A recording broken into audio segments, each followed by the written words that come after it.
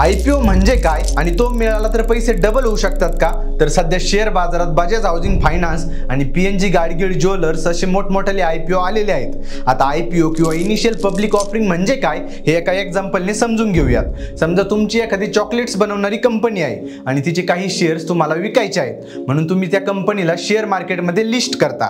आता पहिल्यांदा तुमची कंपनी शेअर बाजारात येत आहे, मग अशा वेळेस सामान्य माणसांना शेअर घेण्यासाठी प्रत्येक शेअरची किंमत कंपनी व सेबी ठरवते. त्यानंतर तुमच्या चॉकलेट्स बनवणाऱ्या कंपनीचे शेअर्स म्हणजे तिचा IPO बाजारात विक्रीसाठी ओपन केला जातो.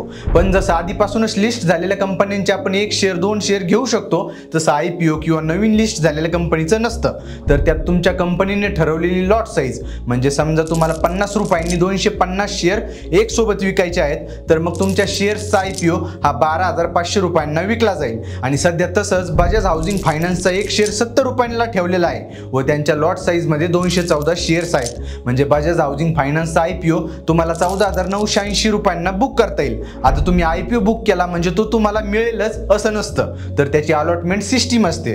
ज्यात तो IPO किती जणांनी सबस्क्राईब केलाय त्यावर त्याची अलॉटमेंटची पद्धत ठरते. सध्या बजाजच्या IPOला अपेक्षेपेक्षा जास्त लोकांनी अप्लाय केलंय. मग आता कोणाला शेअर द्यायचा कोणाला नाही द्यायचा हे एका कम्प्युटर लॉटरी सिस्टीमने ठरणार आहे. आणि अशाच शेअर मार्केटच्या डिटेल माहितीचा व्हिडिओ मी आपल्या YouTube चॅनलवर अपलोड केलेला आहे.